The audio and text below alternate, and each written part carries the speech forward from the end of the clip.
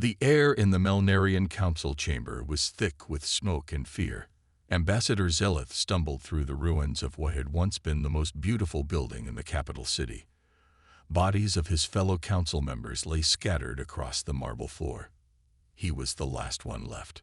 The Void Carvers had arrived 3 days ago. They came without warning, their black ships blocking out the twin suns of the Malnarian homeworld. Their message was simple: surrender or die. The Malnarians had tried to talk, to understand what the invaders wanted. The Void Carvers responded with plasma fire that turned cities to ash. Zeleth reached the communication chamber, his six-fingered hand pressing against the wound in his side. Purple blood seeped between his fingers, but he ignored the pain. The central transmitter still worked. It was their last hope. "This is Ambassador Zeleth of the Malnarian High Council." He spoke into the transmitter, his voice steady despite his fear. "Our worlds are under attack by a species calling themselves the Void Carvers. They show no mercy. They listen to no pleas for peace. 12 systems have already fallen to them before they reached our borders." He paused as the building shook. Another bombardment.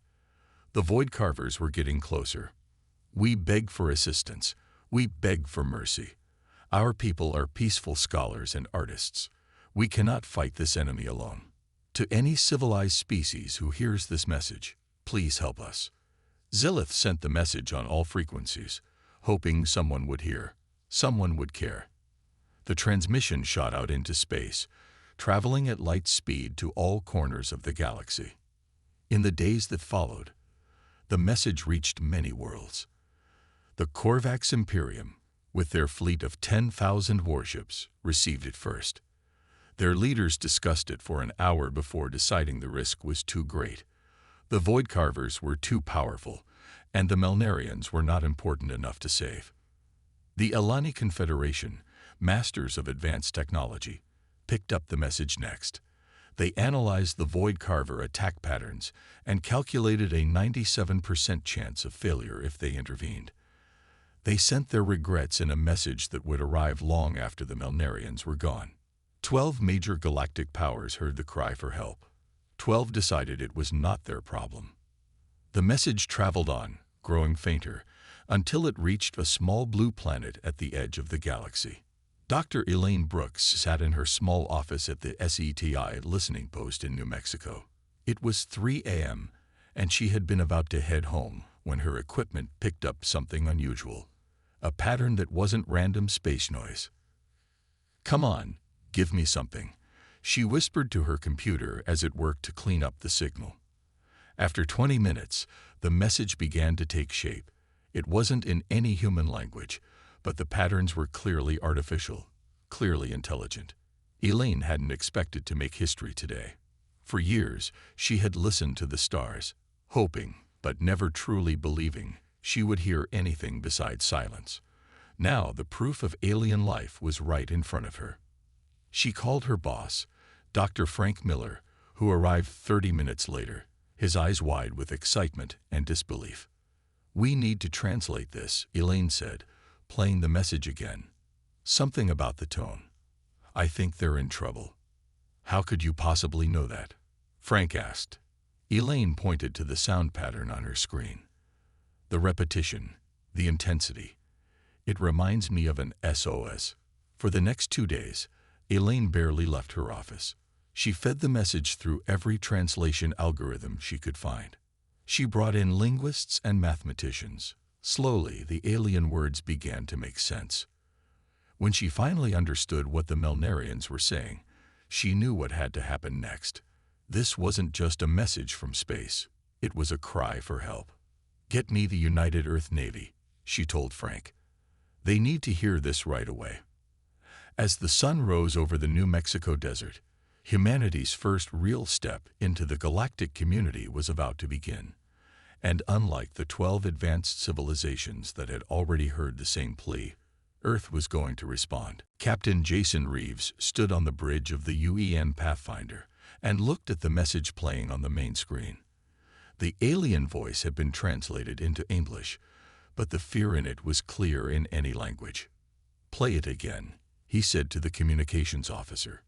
The desperate plea of Ambassador Zelith filled the room once more. Jason had heard it 5 times now, but each time the words hit him like a punch to the gut. A peaceful race being slaughtered while the galaxy watched and did nothing. "How far away is the Malnarian system?" he asked. Lieutenant Amy Foster, the ship's navigator, pulled up a star chart. "About 40 light-years, sir. With our new engines at maximum power, we could reach them in 6 weeks." Jason nodded. The Pathfinder was humanity's first true deep space vessel. It had only been on 3 missions, none farther than the Alpha Centauri system. The Malnarian journey would push the ship and crew to their limits. "Sir, we've received a transmission from Earth Command," said the communications officer. "Dr. Brooks is being sent up on the next shuttle. They want her to join the mission as our expert on the Malnarians." "Good," Jason said. He had met Dr. Elaine Brooks briefly during the emergency meeting. She had been the one to discover and translate the alien distress call. Her determination to help these strangers had impressed him. 2 hours later, Elaine arrived on the bridge. Her eyes were red from lack of sleep, but her face showed fierce resolve. "Captain Reeves," she said, extending her hand. "Thank you for taking this mission." "We haven't left yet," Jason reminded her. "Earth Command is still debating whether to send us." Elaine's face hardened. "People are dying while they debate. We need to go now." Before Jason could respond, his communication panel lit up. Admiral Claire Winters appeared on screen. "Captain Reeves, after much discussion, Earth Command has reached a decision." The Admiral paused, her face serious. "We are authorizing a humanitarian mission to the Malnarian system. You will take the Pathfinder and 4 support vessels. Your orders are to assess the situation and provide aid to the Malnarians. You are not, I repeat, not authorized to engage in combat with these void carvers unless directly attacked." "Understood, Admiral," Jason said, trying to hide his surprise. He had expected the mission to be denied. After the call ended, Elaine turned to him. "I can't believe they agreed." "Neither can I," Jason admitted. "But now we have work to do." Across the galaxy, the news of humanity's decision spread quickly. On the planet Telsis Prime, home of the Galactic Council, the announcement caused an uproar. "These humans are either brave beyond reason or too primitive to understand the danger," said Councillor Vex of the Korvax Imperium. "The Void Carvers will destroy them without effort. Their ships are barely capable of reaching the Malnarian system, let alone fighting when they arrive," added Councillor Zilla of the Elani Confederation. "Their technology is centuries behind the Void Carvers." "Perhaps," said the oldest member of the council, a Drellid named Morden who had observed many species over his long life. "But there is something unusual about these humans. They heard the same message we all did, yet they alone chose to respond." "It is illogical," Zilla insisted. "Our analysis shows a 97% chance of failure." "And yet they go," Morden said quietly. "Perhaps they see something we do not." Back on the Pathfinder, preparations moved at incredible speed. Supplies were loaded, crews were assembled, and final checks were made on the experimental engines that would take them farther than any humans had gone before. 5 days after receiving the Malnarian message, the human fleet was ready. 5 ships, led by the Pathfinder, prepared to leave Earth's orbit. Jason looked around his bridge at the determined faces of his crew. They all knew the risks. They all knew they might not come back. But not one had asked to be removed from the mission. "All ships report ready, Captain," said Lieutenant Foster. "Then let's go help our new friends," Jason said. "Engage engines." The 5 ships of humanity's first rescue mission to another species disappeared into the darkness of space, watched by an incredulous galaxy. Lieutenant Ryan Carter wiped sweat from his forehead as he crawled out of the narrow access tube. The Pathfinder's engine room was hot and loud, filled with the hum of machinery pushing well beyond its tested limits. "How bad is it?" asked Captain Reeves, who had come down from the bridge to check on the situation himself. "Not great, sir," Ryan admitted. "The cooling system is struggling. We've been at maximum speed for 2 weeks now. These engines weren't designed to run this hard for this long. The journey to the Malnarian system was proving more difficult than anyone had expected. They were traveling faster and farther than any human ship had gone before. Every day brought new problems that needed fixing. "Can you keep us moving?" the captain asked. Ryan nodded. "I've got some ideas. We might need to shut down non-essential systems to reduce power consumption, and I'll need to send someone out in a suit to repair some of the external cooling vents." "Do what you need to do," Captain Reeves said. "Just keep us on course." As the captain left, Ryan called over his team. They had work to do, and not much time to do it. Every day they spent traveling was another day the Malnarians suffered. On the bridge, Security Chief Olivia Martinez was running combat drills with the crew. They had very little information about the Void Carvers, but she was determined to prepare her people as best she could. Again, she ordered after watching a simulation end in failure. "The Void Carvers hit hard and fast from what we can tell from the Malnarian message. We need to be ready to respond instantly." Dr. Elaine Brooks sat at her station, monitoring space communications. She had been picking up transmissions from other species discussing the human mission. None of them were encouraging. "The humans will be destroyed," one alien voice said coldly. "Their technology is primitive. Their ships are fragile. The Void Carvers will not even notice them." "Perhaps," another voice responded. "But is it not strange that they would attempt this at all?" No other species responded to the Malnarian plea. "Humans are known to be irrational," the first voice said. "This proves it." Elaine turned off the transmission, her jaw tight with anger. The other species were watching, listening, but doing nothing. They had written off both the Malnarians and the humans as lost causes. 3 weeks into the journey, the UEN Horizon, one of the support ships, suffered an engine failure. Its captain, Lisa Rodriguez, refused to turn back. "We'll fix it," she told Captain Reeves over the communication link. "Give us 2 days. We're not abandoning this mission." Ryan Carter and his engineering team worked around the clock, sharing ideas with the Horizon's engineers. Together, they managed to get the damaged ship moving again. By the 4th week, the crew was exhausted but determined. They had overcome dozens of technical problems. They had pushed their ships beyond what anyone thought possible. "One more week," Captain Reeves told his crew during a ship-wide announcement. "One more week, and we'll reach the Malnarian system. Whatever we find there. I want you all to know I'm proud of what we've already accomplished. No human ships have ever traveled this far before." As they entered the 5th week, they began to detect signs of the conflict ahead. Debris fields from destroyed ships, radiation signatures from weapons fire, emergency beacons sending out weak signals in an alien language. "We're picking up something," Lieutenant Foster reported from her navigation station. "It looks like it's the edge of the Malnarian system." The bridge crew fell silent as the main screen displayed their first view of their destination. Several planets were visible, some bearing the scars of orbital bombardment. The beautiful rings of the system's gas giant had been shattered, creating a cloud of debris. "My God," whispered Elaine. "We're too late." "No," Captain Reeves said firmly. "As long as there's even one Malnarian left alive, we're not too late." He turned to Communications Officer Greg Peterson. "Broadcast on all frequencies. Tell them we've come from Earth.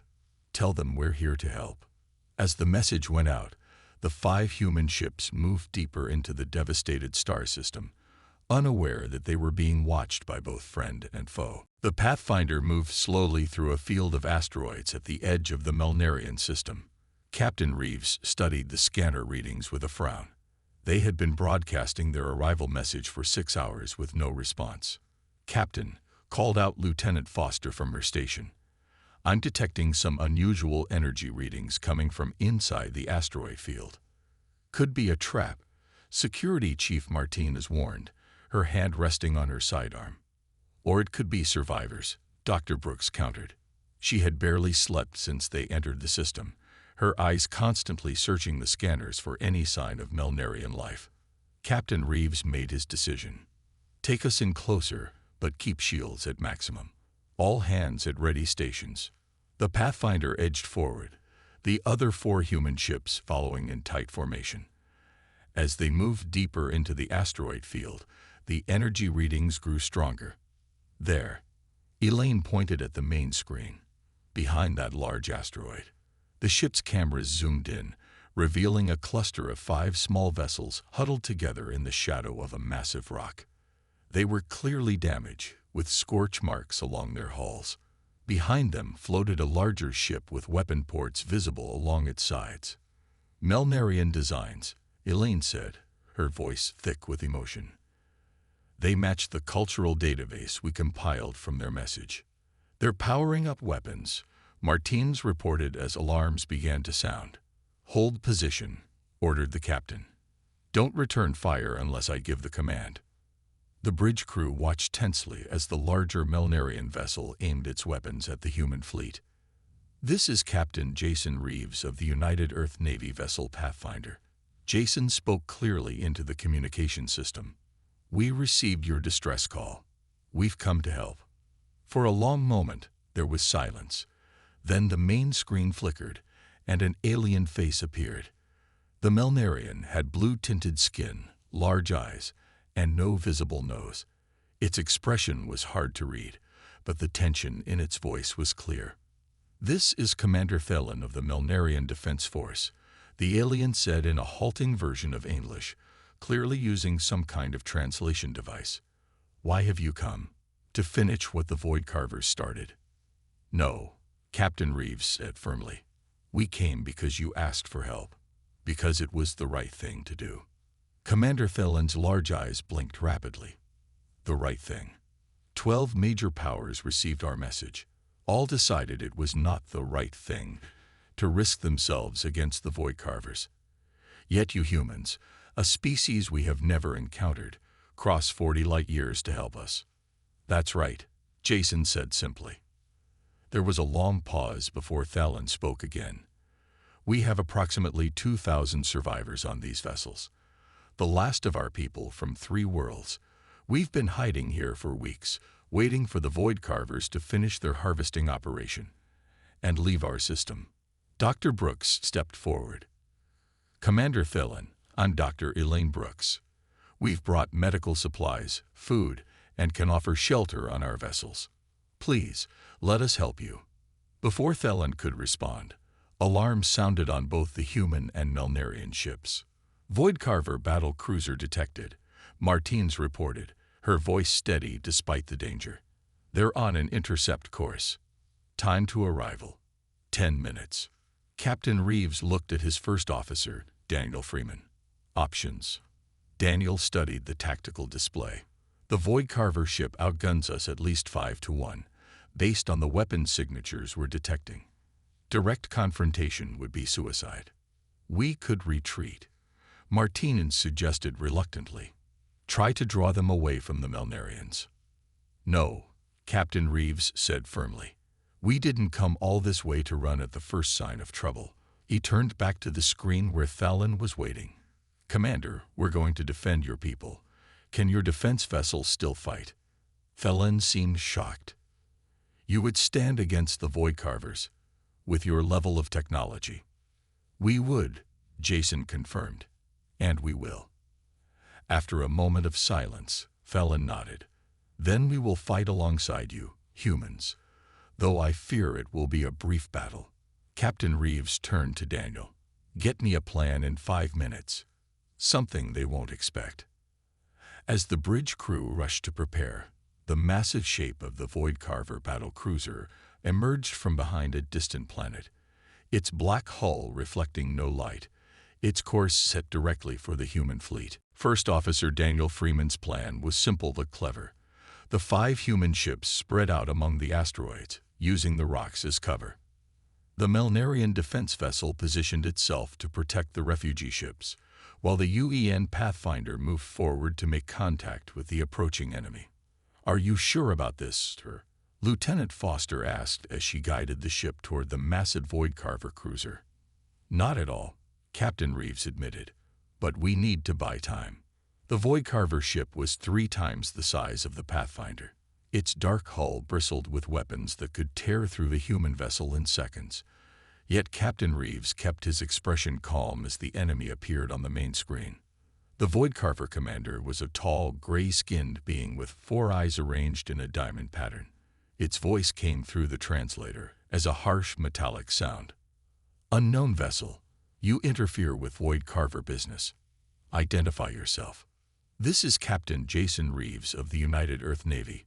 You are attacking a peaceful species who has asked for our protection." The Voidcarver made a sound that might have been laughter. "Protection. Your vessel is primitive. Your weapons are weak. You have no shields that can withstand our cannons. Leave now, and we may let you live." "I'm afraid we can't do that," Jason replied. "We've come to help the Malnarians, and that's what we intend to do." "Then you will die with them," the Voidcarver stated. Its image disappeared from the screen. "They're charging weapons," Martins reported. "Now, Daniel," Captain Reeves ordered. At that moment, the UEN Horizon and UEN Venture emerged from behind 2 large asteroids, firing directly at the Voidcarver ship's engines. Their weapons were indeed weak compared to the alien vessel, but the surprise attack had caught the Voidcarvers off guard. The Pathfinder added its own fire, targeting the enemy's weapon systems. "The other ships are in position," Daniel reported. On his signal, the UEN Defender and UEN Guardian, the 2 smallest ships in the human fleet, launched dozens of mining charges into the space between the Voidcarver cruiser and the asteroid field. The charges were not weapons, but tools meant for breaking up asteroids for mining. Now they served a different purpose. "Charges deployed," Daniel reported. "Ready to detonate on your command." The Voidcarver ship turned its attention to the Horizon and Venture, firing powerful energy beams that the human ships barely evaded. "Detonate now," Captain Reeves ordered. The mining charges exploded in sequence, creating a chain reaction that shattered several nearby asteroids. Chunks of rock, some as large as the Pathfinder itself, were propelled toward the Voidcarver ship by the controlled explosions. The enemy vessel tried to move, but the human ships had positioned the charges perfectly. Several massive asteroids slammed into the Voidcarver cruiser. "Direct hits," Martinez called out. "Their port weapons array is damaged. Engine output dropping." The bridge crew cheered, but Captain Reeves knew it wasn't over. "All ships, continue the attack. Target the damaged areas." The 5 human vessels pressed their advantage, firing at the wounded Voidcarver ship while staying in the asteroid field where they could use the rocks for cover. The Malnarian defense vessel, seeing the human success, joined the attack, adding its more advanced weapons to the barrage. For 15 tense minutes, the battle raged. The human ships took damage, the Venture lost an engine, and the Guardian's hull was breached. But they kept fighting.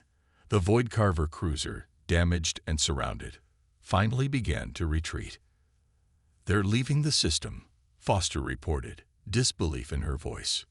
The bridge fell silent, everyone too shocked to speak. They had expected to die in this fight, yet somehow they had won. "Captain," Communications Officer Peterson broke the silence. "We're receiving transmissions from all over the system. Other alien ships. They've been watching the battle." Dr. Brooks looked up from where she had been helping a wounded crew member. "What are they saying?" Peterson listened to his headset, then looked up with a smile. "They're asking about us. About humans.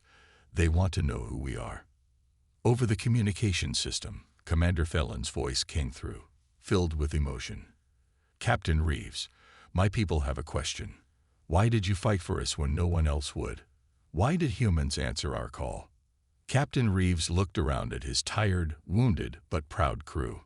"Because that's what humans do, Commander. When someone asks for help, we help. It's that simple." The victory over the Voidcarver cruiser bought them time. But Captain Reeves knew it wouldn't last long.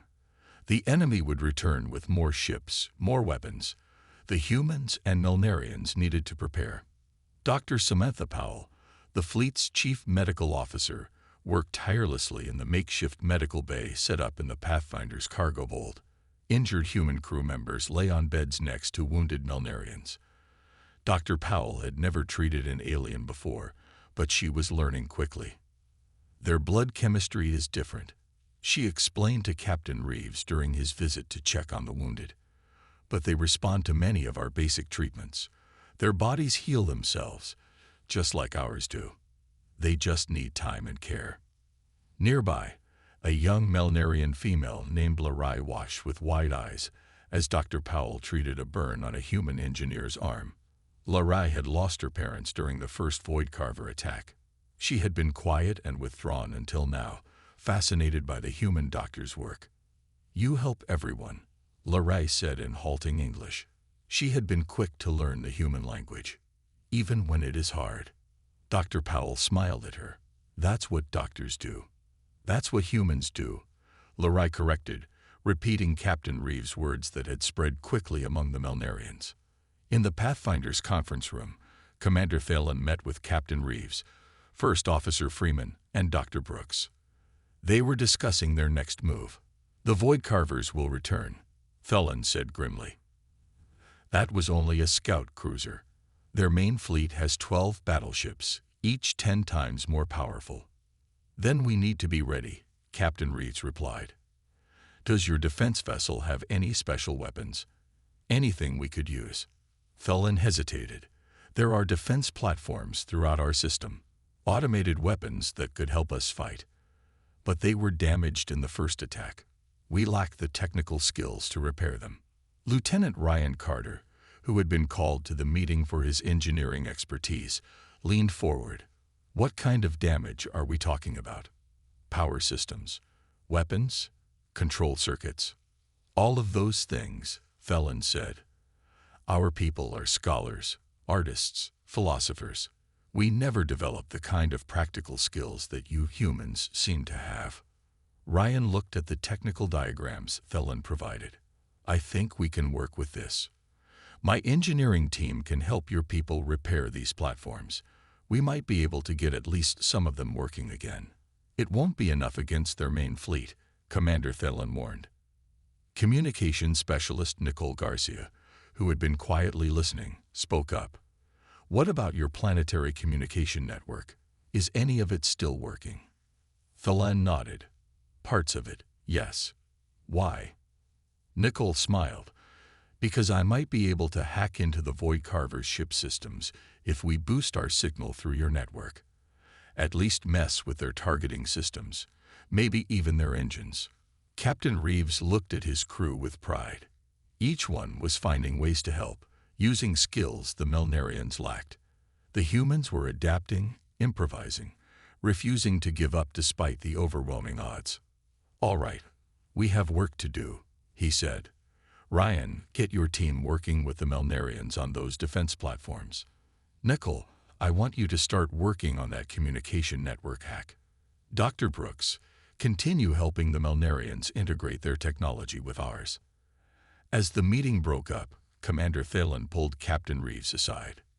"Your people are remarkable, Captain. We watched other species for centuries, learned their languages, studied their cultures. But we never truly understood humans until now." "What do you understand about us?" Jason asked. "You do not accept defeat," Thelen said. "You see problems as challenges to overcome, not reasons to surrender. When we sent our message, we hoped for help from advanced civilizations with powerful weapons. Instead, we got humans with outdated ships but unbreakable spirits. Over the next 3 days, humans and Malnarians worked side by side. Ryan's engineering team, working with Malnarian scholars, managed to repair 7 defense platforms.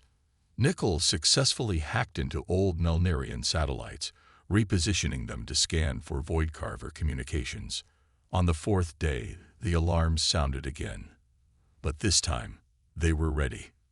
"Multiple Void Carver ships detected," Lieutenant Foster announced. "They'll be in weapons range in 1 hour." Captain Reeves activated the ship-wide communication system. "All hands to battle stations. This is what we came for. Let's show the galaxy what humans can do. The Voidcarver fleet arrived with overwhelming force. 8 massive warships entered the Malnarian system, led by a flagship twice the size of the others. On its bridge stood Warlord Kraz, his 4 eyes narrowed as he studied the tactical display. "There are the Malnarian survivors," he said, pointing to the readings from the asteroid field.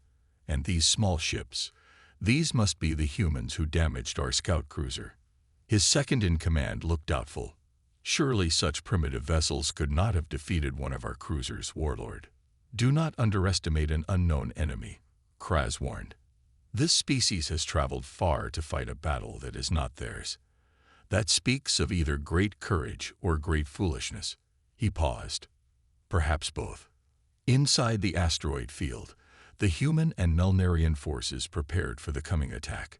Captain Reeves had placed the repaired defense platforms in strategic positions. The 5 human ships and the Malnarian defense vessel were hidden among the larger asteroids, ready to strike. "Remember the plan," Captain Reeves told his fleet over the secure communication channel. "We can't match their firepower, so we hit and run. Use the asteroids for cover. Nichols' hacking team will try to disrupt their targeting systems." In the Pathfinder's communication center, Nicole Garcia and her team worked frantically alongside Malnarian technicians. They had managed to access the Voidcarver's communication frequency. "We're in," Nicole reported. "Starting the jamming sequence now." The first Voidcarver ships entered the asteroid field, their powerful sensors scanning for the hidden defenders. Suddenly, their communication systems erupted with static and garbled messages. "Now," ordered Captain Reeves. The repaired Malnarian defense platforms activated simultaneously, firing concentrated energy beams at the lead Voidcarver ship. The human vessels emerged from hiding, attacking from multiple directions. Security Chief Martinez had developed hit-and-run tactics that used the asteroids for cover. The UEN Horizon would fire, then duck behind a large rock before the Voidcarvers could lock weapons. The UEN Venture would attack from another angle, then retreat. The Malnarian defense vessel, with its more advanced shields, provided covering fire. The battle quickly grew chaotic. The Voidcarvers, unable to coordinate effectively due to Nichols' jamming, fired wildly into the asteroid field. Some of their shots hit asteroids, sending deadly debris flying in all directions. "Shields down to 40%, reported Lieutenant Foster as the Pathfinder shook from a near miss. "Keep moving," Captain Reeves ordered.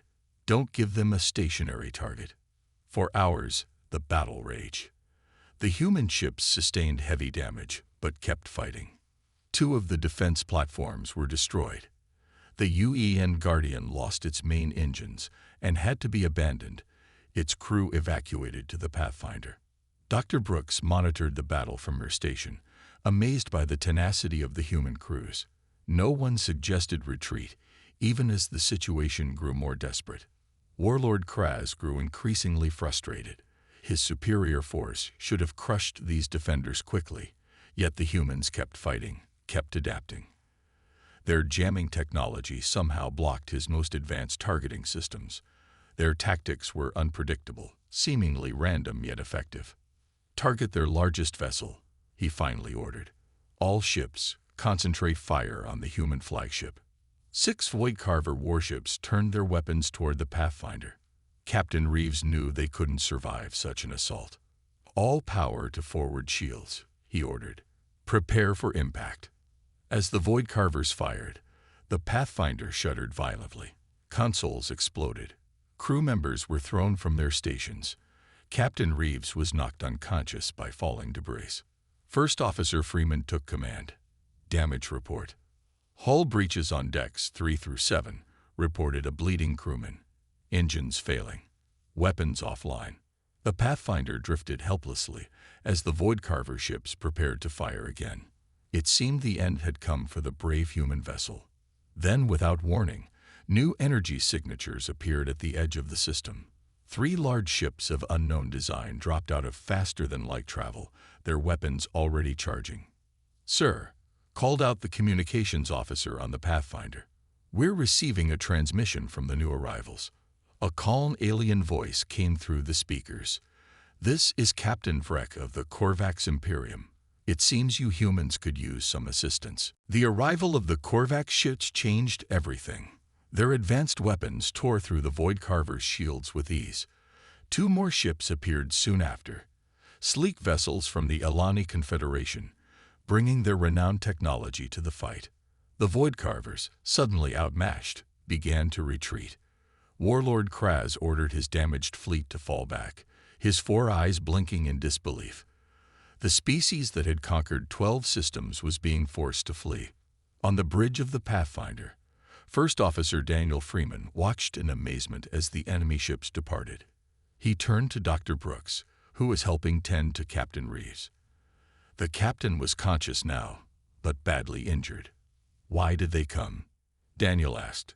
"The Korvax, the Alani, they all refused to help before." Dr. Brooks smiled tiredly. "Because of us. Because humans showed them something they have forgotten." In the medical bay, Dr. Powell worked desperately to save the many wounded. Human crew members and Malnarians lay side by side, their blood mingling on the floor. Young Larai moved between the beds, bringing water, holding hands, offering comfort. She had found her purpose in helping others, inspired by the humans who had risked everything for her people. 3 days later, Captain Reeves sat in a wheelchair on the observation deck of the Pathfinder. His right arm was in a cast, and bandages covered much of his face. Beside him stood the captains of the alien ships that had come to their aid. Captain Vrek of the Korvax, Captain Zilla of the Alani, and Commander Thalen of the Malnarians. "We owe you an explanation," Captain Vrek said, his tall, angular form towering over the human. "We received the Malnarian distress call, just as you did. But our people calculated the odds of success at less than 3%. Our protocols dictated non-intervention." "Then why did you come now?" Jason asked. Captain Zilla stepped forward. "We were watching. All of us. We saw 5 primitive ships from a species we barely knew about travel across the stars to help strangers. We saw you fight when logic said you should flee. We saw courage that defied calculation." The Alani's voice softened. "We saw humans. You shamed us," Vrek admitted. "Our advanced civilizations sat and watched while yours, barely able to reach the stars, answered the call that we ignored." Ambassador Zelith, who had survived the initial attack and been found among the Malnarian refugees, joined them on the deck. His frail form was supported by Dr. Brooks. "Captain Reeves," the ambassador said, his voice weak but clear, "the Malnarian people will never forget what humans have done. When we begged for mercy, only humans responded to our call. You came not because you could win, but because we needed help. That distinction is everything." A week later, representatives from 27 spacefaring species gathered on the Pathfinder for a historic meeting. The Galactic Council, which had existed for centuries, was being reformed. Ambassador Zelith had been chosen as its new leader. The old council was based on power and technology, Zelith told the assembled aliens. "The new council will be founded on the principles we have learned from humans: courage, compassion, and the will to act when others are in need." In the weeks that followed, rebuilding began on the devastated Malnarian worlds. Human engineers worked alongside aliens from a dozen worlds, sharing knowledge and forming friendships. The Void Carvers, having lost their aura of invincibility, retreated to their home system, now facing a united front of species they had once picked off one by one. Dr. Elaine Brooks was appointed as Earth's first ambassador to the new Galactic Council. As she prepared to take her position, she visited Captain Reeves in his quarters. "Did you ever think, when we first heard that message, that it would lead to all this?" she asked. Jason shook his head. "I just thought someone needed help." "That's what makes humans special," Elaine said. "Not our technology or our weapons or our intelligence. Just the simple fact that when someone begs for mercy, we respond."